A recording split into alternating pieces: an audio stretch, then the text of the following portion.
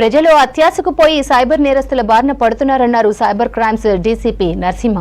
సైబరాబాద్ పరిధిలో 3,30,00,000 విలువ చేసే 1100 మొబైల్ ఫోన్లు స్వాధీనం చేసుకున్నట్లు చెప్పారు. పోయిన ఫోన్లను నెల రోజుల వ్యవధిలోనే రికవరీ చేసినట్లు తెలిపారు డీసీపీ. ఈ సంవత్సరంలో 4వసారి మొబైల్ రికవరీ చేశామన్నారు. ఇక తమ ఫోన్లు తిరిగి తమకు దక్కినందుకు బాధితులు సంతోషం వ్యక్తం చేశారు. ఈ అన్ని కాంట్రిబ్యూషన్స్ తోటి మొత్తం 1100 ఫోన్లు ఇప్పటికీ రికవర్ చేయబడింది. లాస్ట్ 2 months నుంచి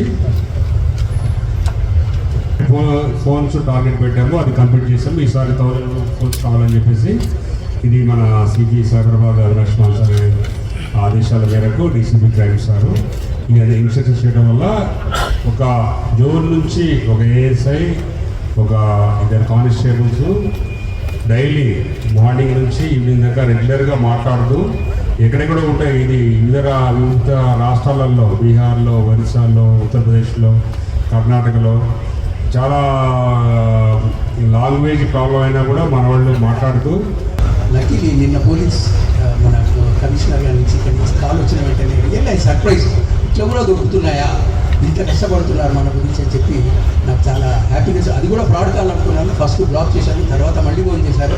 ఇప్పుడు సార్ వచ్చేసి వినాయకరావు గారు అనుకుంటా నాకు ఫోన్ చేశారు. సార్ డాక్టర్ గారు వచ్చారు, మీ నెంబర్ వచ్చింది, మీరు రండి అని చెప్పారు. నిజంగా మనం ఇంత బిజీ షెడ్యూల్లో వాళ్ళందరూ మన కొరకు మన ఫోన్స్ పోగొట్టుకున్నా, మన ఆస్తులు పోగొట్టుకున్నా, బంగారు కొట్టుకుంటున్న వాళ్ళు చెప్పిన వాటిని నిజంగా మనం పాటించాలి. ఒకటి చిన్న సజెషన్ వాళ్ళు ఏమనుకుంటే నేను చెప్పేది ఏంటంటే, సార్ పోలీస్ స్టేషన్లో నేను అక్కడ వెళ్ళి చూసినప్పుడు ఏంటంటే అక్కడ ఈ సెల్ ఫోన్ దొంగల ఫోటోలు అన్నీ ఉన్నాయి. మీరు వీలైతే ప్రతి బస్ స్టాండ్లో అలాంటి ఒక ఫ్లెక్సీలు పెట్టిస్తే మేము కొంచెం జాగ్రత్తగా ఉంటాం. మా అలాంటి సీనియర్ సిటిజన్ కానీ ఎవరైనా బిజీగా పోతుంటే వస్తున్నాం. అట్లాగే ఇంతకుముందు మీరు పబ్లిక్ అనౌన్స్మెంట్ సిస్టంలో పెట్టారు, చెప్పారు మాకు అన్నీ. అట్లా ప్రతి సిగ్నల్స్ దగ్గర కానీ ఎక్కడ కానీ సెల్ ఫోన్ దొంగలు ఉన్నారు, జాగ్రత్త పడండి అని జస్ట్ మీరు ఒక పబ్లిక్ ట్రాన్స్పోర్ట్ పబ్లిక్ అనౌన్స్మెంట్ సిస్టంలో చెప్తుంటే